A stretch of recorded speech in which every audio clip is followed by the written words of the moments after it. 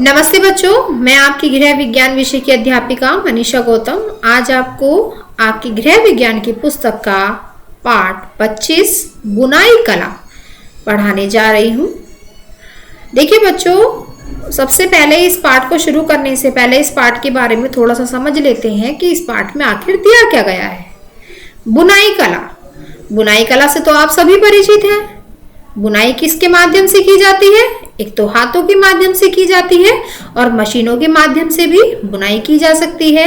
और जैसे कि आप देख रहे हैं कि सर्दी का मौसम चल रहा है, तो आपने बहुत सारे घरों में देखा होगा कि महिलाएं जो होती हैं अपने समय का सदुपयोग करने के लिए खाली समय का इस्तेमाल करती हैं और उसमें बहुत सी बुनाई करके अपनी जीविका को भी चलाती हैं। तो चलिए बच्चों, इस पाठ के अब मुख्य बिंदु देख लेते हैं और इस पाठ को शुरू करते हैं। सबसे पहला है इसमें बुनाई कला से आशय, उसके बाद है बच्चे के मोजे बुनना, घर पर बुनाई के लाभ, बच्चे का पुलोवर, बुनाई से पूर्व ध्यान रखने योग्य बातें और कार्डिगन बनाना आज हम इस पाठ में सीखेंगे। ठीक है, तो सबसे पहला शुरू करते हैं बच्चों हम बुनाई कला से आशय। सलाइयों या क्रोशिये की सहायता से ऊन या दूसरे धागों के फंदे बनाकर वस्त्र निर्माण करना बुनाई कला कहलाता है। जैसा कि आपको मैंने अभी बताया था कि सलाइयों के माध्यम से, क्रोशिये के माध्यम से, मशीनों के माध्यम से बुनाई कला की जाती है। आदर्श गृहिणी वही होती है जो बुनाई कला में पारंगत हो। ऐसी गृहिणी कम खर्च में अच्छी किस्म का तथा आकर्षक वस्त्र तैयार कर प्रशंसा की पात्र ही बनेगी। उसका आत्मविश्वास बढ़ेगा। बुनाई कला द्वारा ऊनी तथा सजावटी वस्त्र तैयार किए जा सकते हैं। तो बुनाई कला के द्वारा क्या किया जा सकता है? एक तो जो घर की गृहिणी है वो प्रशंसा की पात्र बन सकती है समाज में, और वह वेस्ट जो ऊन होती है उसमें भी नए नए वस्त्र बनाकर समय का तो सदुपयोग कर ही सकती है, लेकिन वह नई नई चीजों को बनाकर उपयोग में भी ला सकती है। अब देखते हैं बच्चों घर पर बुनाई के लाभ। तो घर पर बुनाई के क्या लाभ हो सकते हैं? घर पर बुनाई के निम्न लाभ हैं। क्या है? सबसे पहला है आप खाली समय का सदुपयोग कर सकती हैं। अगर आप खाली हैं, आपके पास समय ही समय है, तो आप बुनाई सीख सकती हैं, सिखा सकती हैं और इससे अपनी जीविका को भी चला सकती हैं। सेकंड है बुनाई कला अच्छी आने पर आप अनेक अच्छे डिजाइन चित्र सहित बुनने की विधि लिखकर अनेक पत्रिकाओं में भेज सकती हैं। इस प्रकार कला का सदुपयोग करके धन अर्जित कर सकती हैं। अतः बालिकाओं के लिए बुनाई कला सीखना बड़ा ही लाभदायक है। तो इसमें बताया गया है बच्चों कि अगर आपको बुनाई कला बहुत अच्छी तरह से आती है तो आप उसकी विधि को भी लिख सकते हैं और वह मार्केट में भी बेची जा सकती है, जिससे आपको धन संबंधी समस्याएं भी दूर हो जाएंगी और आप धन भी अर्जित कर सकेंगी। थर्ड है आप अपनी मनपसंद डिजाइन डालकर स्वेटर आदि बुन सकती हैं या सादा बुनकर उस पर कढ़ाई कर सकती हैं। जब आपका जैसा मन चाहे वैसे आप स्वेटर बुन सकती हैं, उसको मार्केट में भी बेच सकती हैं या फिर घर में उपयोग भी ला सकती हैं। जैसा चाहे वैसा आप करने के लिए स्वतंत्र हो सकती हैं। फोर्थ है घर में स्वेटर बुनने पर कम पैसे में तैयार हो जाता है, अतः धन की बचत कर सकती हैं। आपने देखा होगा कि जब हम मार्केट से गर्म स्वेटर लेके आते हैं तो वो कितने महंगे होते हैं और हाथ से बुने हुए स्वेटरों की तो कीमत ही बहुत ज्यादा होती है। तो उनकी कीमत हमें ज्यादा ना देनी पड़े, इसलिए प्रत्येक बालिका को, प्रत्येक गृहिणी को बुनाई कला में पारंगत होना आवश्यक है, ताकि वह अपने समय का उपयोग के साथ अपने बचे हुए समय का उपयोग भी कर सके और अपने बच्चों के लिए और अपने परिवार के लिए नए नए स्वेटर तैयार कर सके, जिससे उसे धन भी अर्जित करने में आसानी हो और बचत भी। आप पढ़ते हैं बच्चों, बुनाई कार्य शुरू करने से पूर्व ध्यान में रखने योग्य बातें। यानी कि जब हम बुनाई शुरू करते हैं तो उससे पहले हमें कौन कौन सी बातों को ध्यान में रखना चाहिए। तो चलिए बच्चों, सबसे पहले है ऊन का चुनाव। ऊन सदैव व्यक्ति की आयु एवं रंग के अनुसार ही लेनी चाहिए, तभी बुनने के बाद उस पर सुंदर लगेगी। ऊन क्या है? ऊन हमेशा व्यक्ति को आयु के अनुसार खरीदनी चाहिए। जितनी व्यक्ति की आयु है तो आयु के अकॉर्डिंग ही हमें ऊन का चयन करना चाहिए और रंग के अनुसार करना चाहिए।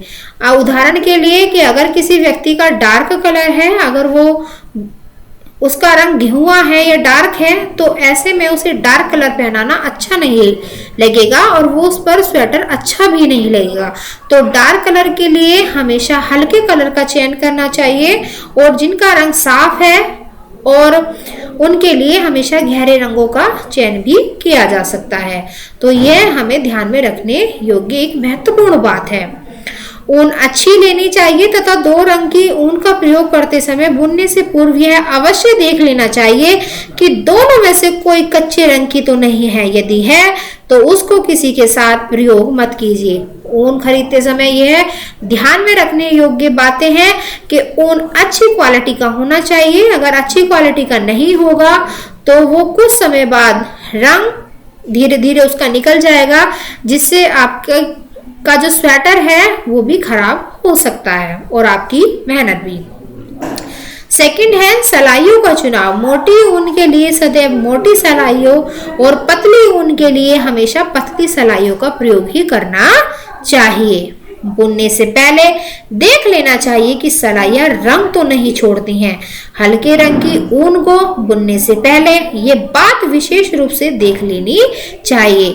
कभी कभी हमने देखा है, जब हम हल्के कलर की ऊन जो है वो मार्केट से ले आते हैं तो हम ऊन तो अच्छी क्वालिटी का ले आते हैं, लेकिन कभी कभी हम सिलाइयों में बचत कर जाते हैं, पैसा बचा जाते हैं, जिसके कारण हमारी ऊन खराब होने का भय बना रहता है, डर बना रहता है। जो अच्छी सिलाइयां होती हैं उन्हीं का इस्तेमाल एक गृहिणी को करना चाहिए, ताकि ऊन भी खराब ना हो और आपका उसमें लगने वाला समय भी खराब ना हो। थर्ड है नमूने का चुनाव। नमूने सदैव आयु और ऊन के रंग के अनुसार डालने चाहिए। बड़े लोगों के स्वेटर में बड़े डिजाइन और छोटे के स्वेटरों में छोटे डिजाइन डालने चाहिए। गहरे रंग पर खूब उभरे हुए डिजाइन ही अच्छे लगते हैं। तो देखा आपने कि नमूनों का चुनाव हमेशा ऊन के रंग के अनुसार करना चाहिए, आयु के अनुसार करने चाहिए। अब है बच्चे के मोजे बुनना। इसके लिए क्या क्या सामग्री चाहिए होगी? सामग्री है एक ओस पीली ऊन तथा ओस गहरे रंग की ऊन, 13 नंबर की एक जोड़ी सलाइयां। तो आगे चलते हैं। अब है बच्चों बुनाई की विधि। पहले सलाई पर पीली ऊन से 45 फंदे डालिए। अगर आप किसी बच्चे का मोजा बनाने जा रहे हैं तो उसके लिए कम से कम 45 फंदे आपको सलाई में डालने पड़ेंगे।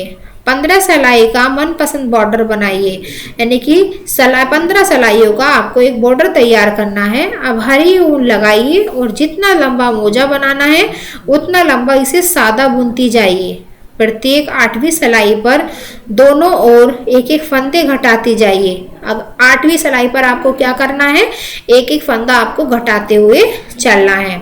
मोजे की लंबाई बुनने के बाद सारे फंदों को 3 बार भागों में बांट लीजिए और दोनों ओर के फंदों को अलग अलग सेफ्टी पिनों में चढ़ाकर बंद कर दीजिए। सेफ्टी पिन पर क्यों बंद करना है? क्योंकि कहीं भी एक भी फंदा छीना जाए और छीनने के बाद वह पूरा का पूरा मोजा खराब ना हो जाए। तो हमें किसकी सहायता लेनी चाहिए? हमें सेफ्टी पिन की सहायता लेनी चाहिए, तभी 3 भागों में जो है वो फंदों को बांटना चाहिए। अब बीच के फंदे बुनना शुरू कर दीजिए। इन बीच वाले फंदों को पंजे की लंबाई के बराबर बुना जाता है। बुनते समय पंजे पर नाप लेना चाहिए। पंजे के बराबर होने पर आप जिस ओर की पिन वाले फंदों की ओर है उसी ओर आगे बढ़ाना चाहिए। पिन वाले फंदों के संग मिलाने के लिए दोनों के मध्य बनाई गई दूरी को समाप्त करना होगा। तो उनकी दूरियों को क्या करना होगा? आपको समाप्त करना होगा, तभी आपका मोजा अच्छे से बन पाएगा। इसके लिए उस ओर के किनारे किनारे फंदे उठाए जाते हैं। ये फंदे लगभग उतने ही उठाए जाते हैं जितनी सलाइयां आपने पंजे की लंबाई के लिए बुनी है। अतः अंत में जाकर पिन वाले फंदों को बुन लीजिए। जो आपने पिन में फंदे डाले हैं उन्हें आपको क्या करना है, अब सावधानी पूर्वक बुनना है। अब उधर से सिलाई बुनते हुए इस ओर आइए और इस ओर के भी इसी प्रकार फंदे बुनिए। अब दोनों ओर से एक एक करके दो दो फंदे घटा दीजिए। ये फंदे घटा देने से सिलाई करने पर पीछे ऐसी चोंच सी निकली नहीं निकलती।